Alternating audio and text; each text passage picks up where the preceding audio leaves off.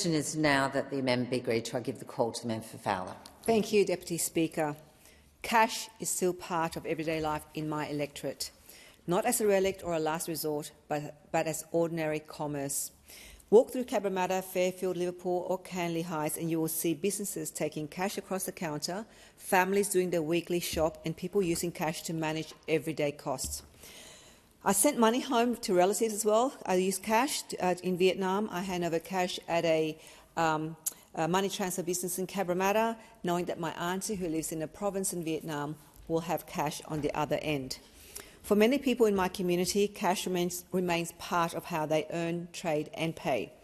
This bill is therefore not a debate about the past. It's about whether the system that gets cash into tills and ATMs will continue to hold up. The bill gives the Reserve Bank power to designate cash distribution providers whose disruption could threaten continuity of cash access. It gives the ACCC oversight of relevant agreements and commercial terms, allows it to set service standards and provide a pathway for disputes to be resolved. It also establishes crisis powers, direction, statutory management and the ability to transfer a business or its assets. In a qualifying crisis, up to $400 million in Commonwealth funding support may be available, subject to ministerial authorisation, to help keep cash moving if a critical provider fails. I acknowledge the government for taking this step. The cash in transit sector has consolidated to the point where it rests largely on one set of shoulders. The court-enforceable undertaking secured by the ACCC when Armaguard and Prosecure merge expires in September this year. When it lapses, the specific safeguards around service levels, geographic coverage and price increases will fall away. Doing nothing is not an unusual choice and therefore I support the objective of this bill. There are three parts of the framework that I welcome. First, it should be proportionate. The framework is intended to focus on providers whose role is significant to the national cash distribution system. A small local operator servicing a handful of businesses should not face the same burden as a provider whose failure could affect communities across the country. Second, I welcome the ACCC's role. For a small business with limited options for cash collection, delivery or ATM servicing, there can be very little bargaining power over fees and service conditions. Transparent arrangements, service standards and a practical path to resolve these disputes can make a real difference. Third, I welcome the crisis management regime. We have all experienced payment outages and, of course, the recent Telstra outages is a very recent example. When terminals go down, transactions can continue only where cash is available in the till. People do not care about the corporate structure of a cash-in-transit provider. They want to know whether they can buy dinner, fill the car and get to work in the morning. But there are parts of this framework I'll be watching closely. First, the powers are significant and significant powers need accountability. The definition of a cash distribution service is broad.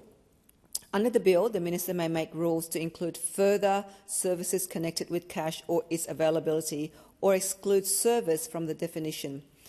The Reserve Bank may designate a constitutional corporation that provides cash distribution services where it supports a significant part of the system, where disruption could threaten continuity or where it otherwise has a significant role in the cash distribution system. Flexibility is needed, but it must be matched by transparency. When a provider is designated or the rules are changed, affected businesses and communities should be able to understand the reasons and the likely impact. Consultation should be meaningful, appropriate review processes should be accessible, and Parliament should be properly informed where public money is committed. Second, we need to be alert to the cost of compliance. The explanatory material recognises that designated entities may face significant costs in establishing new system and reporting processes. The risk is that some of those costs are passed through the supply chain to banks, retailers, local businesses and ultimately consumers.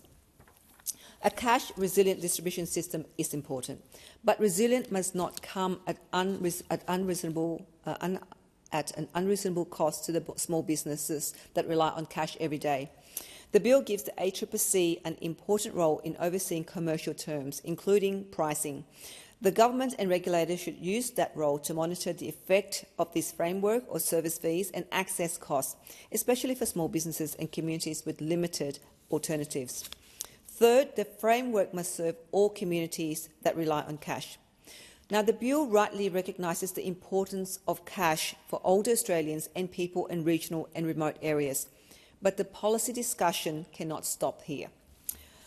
Other outer suburban, culturally diverse communities like Fowler must also be seen. We are in metropolitan Sydney, but that does not mean everyone has the same access to digital banking, payment system or financial information. The Reserve Bank and ACCC should measure cash access in a way that identifies communities with high cash reliance, limited digital confidence or language barriers, not only communities that are geographically remote. If they rely only on national averages or a simple regional versus metropolitan divide, they risk missing places like Fowler. Separately, the cash acceptance mandate that commenced in January is important, but it has a limited reach. It applies to certain grocery and fuel retailers, while small businesses with aggregated annual turnover below 10 million are generally exempt. Many local retailers also fall outside the relevant grocery and fuel categories altogether. I'm not asking to place new obligations on small business. I'm asking that we do not tell ourselves the job is finished.